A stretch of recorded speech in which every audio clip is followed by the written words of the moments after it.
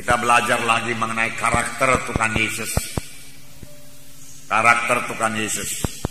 Karena firman Tuhan berkata, barang siapa yang ada dalam Tuhan Yesus, dia wajib hidup sama sebagaimana Yesus hidup. Masih banyak lagi dalam hidup kita yang perlu kita perbaiki supaya kita bisa hidup sama sebagaimana Tuhan Yesus hidup. Kelihatannya menurut pikiran manusia hal ini mustahil. Tetapi Tuhan tidak akan meminta sesuatu yang tidak bisa kita penuhi di dalam hidup kita. Terlebih-lebih firman Tuhan berkata, sama sebagaimana dikatakan Paulus, hidupku ini bukannya aku lagi, tapi Yesus hidup dalam aku. Yesus hidup di dalam saudara. Yesus hidup dalam saya. Ada Roh Kudus dalam saudara, ada Roh Kudus dalam saya. Roh Kudus itu hidup, Roh Kudus itu berkuasa. Dan firman Tuhan berkata, Roh Kudus akan memimpinkan kita kepada segala kebenaran. Roh Kudus akan menuntun kita.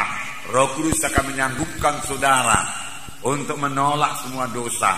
Roh Kudus akan memperingatkan saudara, menerangkan kepada saudara mana sifat-sifat yang tidak berkenan kepada Tuhan, mana kesombongan kita, kemalasan kita, segala sesuatu yang tidak berkenan kepada Tuhan diterangkan semua oleh Roh Kudus kepada kita kalau kita mau dengar-dengaran kepada Roh Kudus. Dan yang perlu bagi kita yaitu mematuhi Roh Kudus, niscaya hidup kita berubah, damai dan sejahtera. Sebenarnya bukan hanya hidup, kita juga perlu melayani sama sebagaimana Yesus melayani. Yesus melayani, membawa firman Tuhan dan membawa kuasa Tuhan, yang menyembuhkan yang sakit, yang mengusir setan. Siapakah sekarang yang dipakai Tuhan untuk melaksanakan hal ini? Tidak lain daripada gerejanya, yaitu saudara dan saya. Tidak ada alat Tuhan yang lain. Tuhan telah menyerahkan pelayanan tersebut kepada gerejanya yang sangat dia kasihi, yang telah ditebusnya dengan harga yang mahal, dengan darahnya yang mahal, yaitu kita ini membawa berita Injil. Kita ini memperkenalkan Tuhan Yesus kepada jiwa-jiwa yang belum mengenal Tuhan Yesus. Kita inilah yang dipakai Tuhan untuk menyatakan kuasa Tuhan yang belum berubah itu. Kita inilah, saudara dan saya, yang dipakai Tuhan untuk berdoa bagi orang sakit, lalu orang itu akan sembuh. Kita inilah yang dipakai Tuhan untuk meletakkan tangan seorang sakit, lalu orang itu akan sembuh. Kita inilah yang dipakai Tuhan untuk mengusirkan setan di dalam nama Yesus, dan setan mesti pergi di dalam nama Yesus. Amin, saudara. Jadi kitalah yang dipakai Tuhan, tidak ada alat Tuhan yang lain. Terlebih pada akhir zaman ini, di mana Tuhan mau menyelesaikan pekerjaannya, itu berarti dia akan menyelamatkan banyak jiwa-jiwa. Injil Tuhan akan dikabarkan lebih gencar lagi, lebih hebat lagi, sehingga banyak jiwa-jiwa diselamatkan. Gereja-gereja dibangunkan, terutama bukan gedungnya yang dibangunkan, orang-orangnya yang dibangunkan, anak-anak Tuhan yang dibangunkan. Bertambah teguh hatinya, bertambah teguh batinnya untuk mengikut Tuhan. Tidak mudah digoda setan, tidak mudah dibimbangkan oleh busuk itu, tetapi teguh mengikut Tuhan. Nah, saudara terkasih dalam nama Yesus, semua ini bisa kita laksanakan karena Yesus di dalam saudara, Yesus dalam kita. Amin, saudara. Jadi Tuhan Yesus ada dalam saudara. Sadarilah itu selalu. Roh Kudus dalam saudara. Sadarilah itu. Sadarilah itu. Bahkan firman Tuhan, kobarkanlah karunia-karunia Roh Kudus yang ada padamu. Sebenarnya Tuhan telah memberikan karunia-karunia Roh Kudus juga kepada kita. Tetapi banyak di antara anak Tuhan tidak mengobarkannya. Bahkan dia tidak tahu, dia tidak menunjukkannya.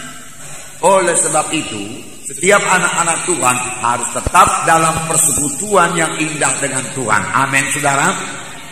Jadi rasakan selalu kehadiran Tuhan di dalam hidup saudara.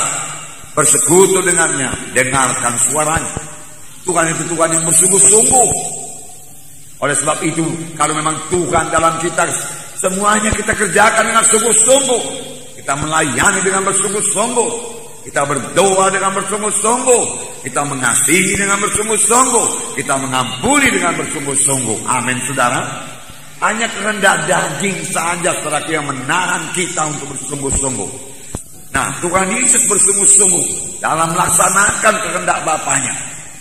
Tuhan Yesus berkata dalam Yohanes 4 ayat 34, saya membacakan kepada saudara bagaimana kesungguhan hati Tuhan Yesus. Yohanes 4 ayat 34. Saya membacakan. Yohanes 4 ayat 34. Sini dikatakan, kata Yesus kepada mereka, makananku ialah melakukan kehendak Dia yang mengutus aku dan menyelesaikan pekerjaannya.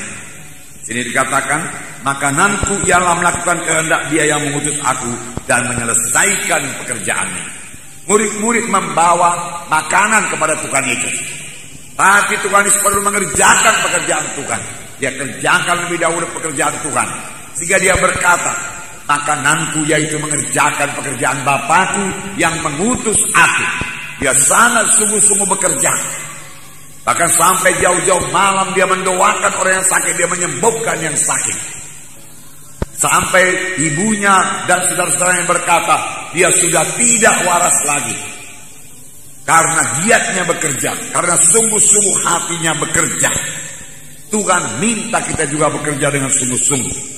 Dalam Roma 12 ayat 11. Roma 12 ayat 11. Di sini dikatakan, Roma 12 ayat 11. Janganlah hendaknya kerajinanmu kendor, ialah rohmu menyala-nyala dan layanilah Tuhan.